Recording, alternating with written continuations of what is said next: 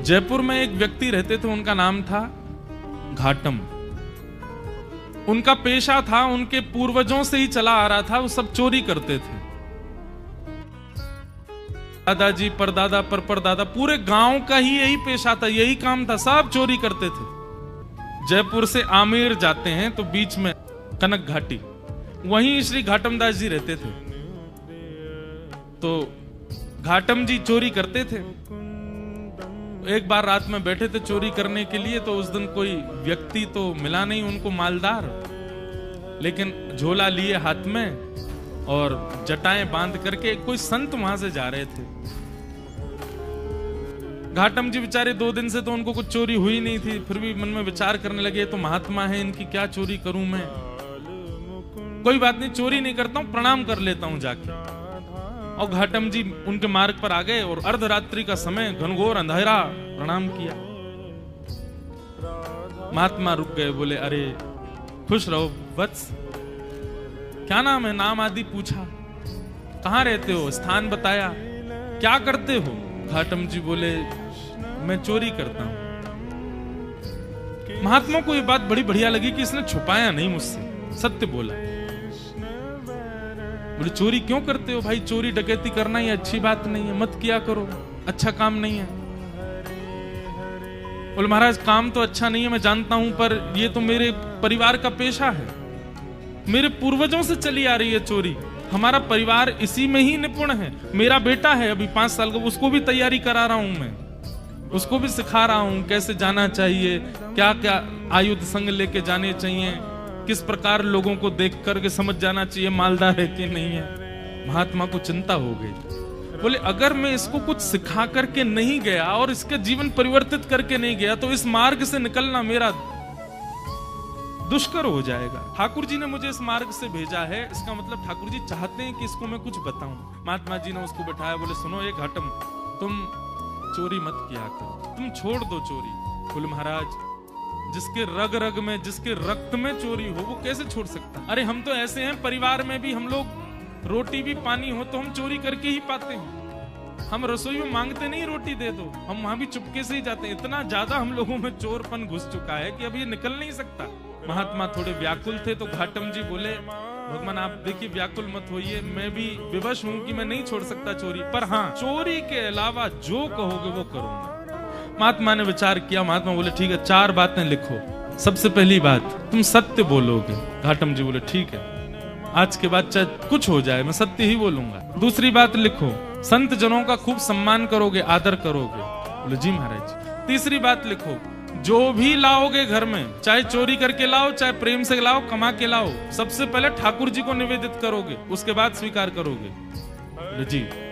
और चौथी और अंतिम बात, कहीं मंदिर दिख जाए, मठ दिख जाए, आश्रम दिख जाए, संत दिख जाए, 100 काम छोड़ के चोरी करके भाग रहे हो, सिपाही पीछे पड़े तो भी रुकोगे, प्रणाम करोगे, फिर जाओगे। घाटम बोला जो आज्ञा। अब ये 4 बात मेरे लिए अध्यादेश हैं, आदेश नहीं है, अध्यादेश है। चाहे दुनिया इधर उधर हो जाए, मैं इन 4 बातों को कभी नहीं छोड़ूंगा। संत बोले ठीक है। तो घाटम जी ने अपने गुरु की आज्ञा मान ली, बोले 4 बातें मुझे करनी। एक बार कुछ संतों की टोली जा रही थी, घाटम जी ने देख लिया, दौड़ करके गए, चरणों में निवेदन किया मेरे घर आ जाइए, प्रसाद पा लीजिए। संत बोले ठीक है। अब घर पहुंच गए। अब लेकिन घाटम जी के घर पे व्यवस्था कुछ नहीं थी भोजन की। पत्नी से कहा 5 मूर्ति आई हैं, भोजन बनाओ। बोले 5, हम 2 के लिए तो भोजन नहीं है, 5 को कैसे पवाऊं मैं। घाटम जी बोले गुरु आज्ञा निरर्थक हो जाएगी, मुझे कैसे भी इनको 5 को प्रसाद तो पवाना है। घाटम जी ने देखा कि पड़ोस में एक कोई व्यक्ति रहता, उसके पास में उसके गेहूं अनाज आदि का भंडार है, थोड़ा चोरी करके ले आता हूं, उससे बना के इनको पवा देंगे, गुरु आज्ञा पूरी हो जाएगी। गुरु जी ने यही तो कहा है कि संतों की सेवा करो, अब कैसे भी करो, चोरी करके करो चाहे कुछ करो। दौड़ करके गए, वहां से कुछ अनाज आदि ले आए, घर पर ला करके प्रसाद बनवा करके पवा दिया। घाटम जी की चिंता हो गई कि आज सवेरे बारिश हुई थी और मैं चोरी करके लाया हूं, तो निश्चित मेरे पैरों के चिन्ह बन गए होंगे, और उसको यदि पता चल गया कि मैंने चोरी किया, वो घर आ जाएगा, मुझे पकड़ करके ले जाएगा, आदि आदि मन में ये विचार करने लगे। लेकिन मैंने तो गुरु आज्ञा के वश होकर के किया ना। इतने में ही वर्षा हो गई, आंधी तूफान आया और सब उनके चरण चिन्ह आदि मिट गए। तो उनको ये अटूट विश्वास हो गया कि मैंने गुरु आज्ञा मान करके पूर्ण किया, तो ठाकुर जी मेरी सहायता कर रहे हैं, मेरे रक्षक बने हुए। घाटम जी का जीवन ऐसे चलने लगा। गुरु पूर्णिमा का समय था, घाटम जी ने मन में विचार किया, मेरे गुरु ने मुझको सब कुछ प्रदान किया, इस बार गुरु दक्षिणा के रूप में ऐसी कोई वस्तु या इतना धन कुछ दूं गुरुदेव के यहाँ कि वर्षों तक भी अगर मेरे यहाँ से सेवा ना जाए तो गुरुजी को दिक्कत ना हो, मेरी तरफ से ऐसा रहे कि हाँ परिपूर्ण हो गई सेवा। उसके लिए एक बड़ी चोरी कर लेता हूँ, उसके बाद फिर मैं धीरे धीरे छोड़ ही दूंगा। एक बड़ी चोरी करता हूँ, उससे जो धन आएगा गुरुदेव को दे दूंगा। और घाटम जी ने विचार किया क्या चोराऊं। तब उन्होंने विचार किया, बोले कि यहाँ आमेर का जो राजा है इसके घोड़े बड़े कीमती हैं और उनमें भी एक काला अश्व है, काला घोड़ा है, वो सबसे ज्यादा कीमती है, ऐसा पूरे भारत में नहीं है। यदि उसको मैंने चोरी कर लिया और उससे जो धन आएगा वो यदि मैंने गुरुदेव को दिया तो आजीवन मुझे जितना देना चाहिए उतना एक बार में ही दे दूंगा मैं गुरुदेव को। तो गुरुदेव के यहाँ गुरु पूर्णिमा की सेवा मेरी तरफ से होती रहेगी।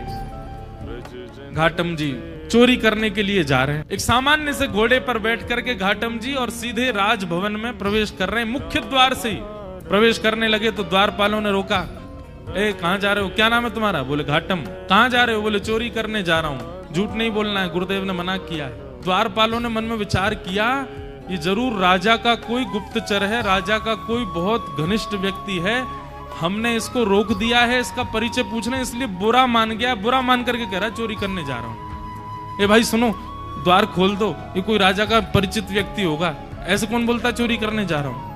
द्वार खुल गए, वो भीतर प्रवेश कर गए। भीतर प्रवेश करके घुड़साल में गए, वहां सबसे महंगा घोड़ा जो काला अश्व था उसको खोल लिया, बैठ गए, लेकर के बाहर आने लगे, खुले में ही सबके सामने बाहर की ओर जाने लगे। तो द्वारपालों ने कहा ये तो राजा का घोड़ा है, ये क्यों ले जा रहे हैं? फिर भैया ये काला अश्व कहाँ लेके जा रहे हो? बोले चोरी करने आया था, चोरी कर ली, अब चोरी करके ले जा रहा हूँ। द्वारपाल बोले ये तो कुछ ज्यादा ही बुरा मान गया है, ऐसे कौन बोलता है? अरे भैया द्वार खोल दो, इनको जाने दो। रोको नहीं। उनका सत्य और वहां द्वारपाल का उसके प्रति ये भाव रखना कि बुरा मान गए, वो ऐसा फिट हुआ कि किसी को शंका ही नहीं हुई कि ये चोरी कर रहे हैं। घोड़ा लेकर के चले गए और उसी समय राजा ने आज्ञा की मेरे घोड़े तैयार करो, मैं भी जाऊंगा कहीं। ऐसा उसने आज्ञा की। जाके देखा तो काले अश्व थे नहीं। अफरा तफरी मची। जब द्वारपालों के कान में बात पहुंची तो उन्होंने हल्ला किया कि अरे एक व्यक्ति आया था, आकर के इतना सत्य बोल के, वो तो बोल के गया मैं चोरी करने आया हूं, चोरी करके ले भी गया, तुमने रोका क्यों नहीं? बोले महाराज हमको लगा कि ऐसे कौन बोलता है, चोर कभी ये बोलता मैं चोरी करने आया हूं, लेकिन वो सत्य बोल रहा था तो हमको लगा आपका कोई गुप्तचर है, आपका कोई घनिष्ठ है, इसलिए हमने रोका नहीं उसको, ले गया वो। सैनिकों को भेजा, जाओ पकड़ लो उसको, घोड़े लेके आओ। घाटम जी घोड़ा लेकर के जा रहे थे, दौड़ रहे थे खूब तेज की राजा के कोई दूत आए, उससे पहले मैं इसका विक्रय कर दूं कहीं। लेकिन तभी उसी मार्ग पर ही एक मंदिर पड़ा राम जी का, और वहां संभवतः उसी समय आरती चल रही थी। गुरुदेव की आज्ञा याद आ गई। बोले गुरुजी ने कहा था कहीं मठ मंदिर आश्रम दिख जाए तुरंत रुक के प्रणाम करना। तुरंत अपना घोड़ा रोका। भयभीत है मन में, लेकिन गुरु आज्ञा पर इतना विश्वास, घोड़े को रोका, खड़ा किया, वहीं एक पेड़ से बांध दिया, भीतर भाज करके गए। जल्दी जल्दी प्रणाम कर रहे थे, आरती चल रही थी, आरती प्रणाम की, संतों को प्रणाम किया, परिक्रमा लगा रहे थे, 4 परिक्रमा करी। लेकिन जब तक वो बाहर आते उससे पहले सैनिक आ गए, और सैनिकों ने आकर के देखा घोड़ा खड़ा है। लेकिन एक आश्चर्य हुआ, वो घोड़ा जो काला था वो श्वेत हो गया था, लेकिन घोड़े की आकृति, घोड़े की कद काठी, घोड़े का स्वरूप बिल्कुल वैसा ही था जैसा उस काले, बस उसका वर्ण श्वेत हो गया। तो सैनिक खड़े तो हो गए आके, लेकिन कहने ये घोड़ा तो वही है, लेकिन ये श्वेत कैसे हो गया? घाटम जी निकल करके बाहर आए, सैनिकों ने उनकी ओर देखा, ये घोड़ा किसका है? बोले घोड़ा राजा का है। बोले राजा का घोड़ा तो काला था, ये श्वेत कैसे हो गया? तुम चोरी करके लाए ना? बोले हाँ मैं चोरी करके लाया। ये श्वेत कैसे हो गया? बोले ये तो मुझे नहीं पता, क्योंकि मैंने जब बांधा था तब तो काला ही था।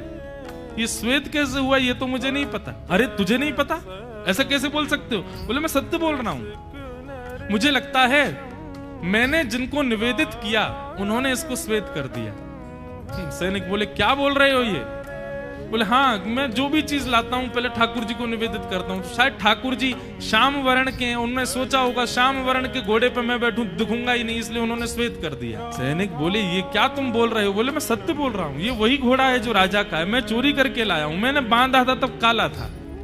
आप लोग आए तो कहीं आप मुझे पकड़ो ना, इसलिए ठाकुर जी ने श्वेत कर दिया, पर संभवतः आपने पकड़ लिया मुझको। तो तुम ये कहना चाहते हो ठाकुर जी तुम्हारी चोरी में सहायता कर रहे हैं? नहीं नहीं, सहायता तो ठाकुर जी नहीं कर रहे हैं, पर ऐसा कह भी दें तो कोई अतिशयोक्ति नहीं, कर तो रहे हैं। श्वेत उन्होंने ही किया है। बोले इसकी बातें हमें समझ नहीं आ रही, इसको पकड़ के राजा के पास ले चल। राजा के पास ले गए। राजा ने जब घोड़ा देखा, राजा खुद आश्चर्य, बोले ये है तो मेरा ही घोड़ा, पर ऐसा भी नहीं कि इस पर कोई रंग लगाया हो, इसका वास्तविक रंग श्वेत कैसे हो गया? घाटम जी से पूछा। घाटम जी बोले मैं सत्य बोल रहा हूं, आप लोग मान नहीं रहे हैं। मैं ठाकुर जी को निवेदित करता हूं, जो भी चुराता हूं मैंने ठाकुर जी को निवेदित किया, उनको नहीं भाया होगा काला, इसलिए गोरा कर दिया। घाटम जी की बात पर किसी को विश्वास नहीं हो। तब राजा बोला एक तरीका है, यदि तुम्हारी बात में इतनी सत्यता है कि ये वही घोड़ा है, तो मेरे घोड़े के गाल के पास में एक मस्सा है, यदि वो मस्सा इसके हुआ तो मैं समझ जाऊंगा कि भगवान तुम्हारी सहायता करते हैं, तुम्हारी गुरु आज्ञा ही तुम्हारी सहायता करती है, तुम जो करते हो सब, और मैं तुमको छोड़ दूंगा। राजा ने जाकर के घोड़े की नार पर जब बाल हटा करके देखा तो वो मस्सा बिल्कुल वैसा ही था जैसा एक काले घोड़े के था, वही घोड़ा। राजा से विश्वास नहीं हुआ नेत्रों पर, उसी समय चरणों में गिर गया। महाराज आपके गुरु आपके बने रहें, पर आज से मेरे गुरु आप हैं। आप चोरी चकारी छोड़िए, सारे काम छोड़िए, आज से आप मेरे दरबार के राजगुरु हैं। आपकी गुरु आज्ञा इतनी प्रतापशाली कि आप एक चोरी का कृत्य करते हैं, उसमें भी ठाकुर जी सहायता करते हैं आपकी। आज से आप मेरे राजगुरु। और श्री घाटम जी को राजगुरु बना दिया। लेकिन राजगुरु बनने के बाद घाटम जी को बड़ी आत्मग्लानि हुई। उन्होंने मन में विचार किया कि मैंने गुरुदेव की आज्ञा मानकर के अपने दुष्कृत्य को नहीं छोड़ा, उसका ये परिणाम हुआ कि आज मैं एक राजगुरु बन गया। यदि मैंने अपने कृत्य भी सुधार लिए होते, सदकृत्य किए होते, तो आज ठाकुर जी मुझको मिल गए होते। तो घाटम जी ने अपनी राज पदवी का त्याग कर दिया, और राज पदवी त्याग करने के बाद वो सामान्यतया एक सामान्य व्यक्ति की तरह अपना जीवन जीने लगे, गुरु आज्ञा पालन करके। और श्री घाटम दास जी, उनके पद हैं बड़े सुंदर। उनका एक पद है, उसमें कहते हैं ठाकुर जी को कि हे ठाकुर जी, पहले तो मैं यूं ही खाता, अब तो ना कर खावा छा। ठाकुर जी पहले तो मैं ऐसे ही खा जाता था, पर अब तो मैं स्नान करके पाता हूं प्रसाद। गल में माला, माथे पे तिलक, थारे निमित्त लगावा छा। महाने तो ऐता करी दीना, थाने की ना काई। मैंने तो इतना कर लिया आपके लिए, आपने मेरे लिए क्या किया ठाकुर जी? घाटम दास जात को मीना, तारोगे की ना। इतनी सरल सहज वाणी उनकी।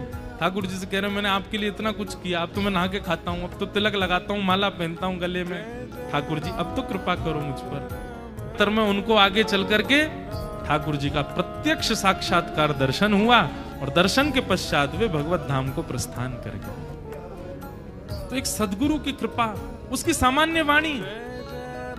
अरे राह चलते हुए एक संत ने 4 बातें बता दी एक चोर को, और उस मार्ग पर चल करके वो चोर एक दिन ठाकुर जी के प्रत्यक्ष दर्शन कर लेता। हम चोर तो नहीं है, हम डाकू तो नहीं है, हम डकैत तो नहीं है, हम इतने नीच तो नहीं है, हम तो सामान्य मानव हैं। शुद्ध रोटी खाते हैं, शुद्ध जल पीते हैं, शुद्धता से रहते हैं, सब काम ठीक करते हैं। हम में इतने अवगुण नहीं है। हम गुरु आज्ञा को यदि मान लें तो हमारी स्थिति क्या होगी? इसलिए भैया, आज्ञा गुरुणाम अविचारणीयाम,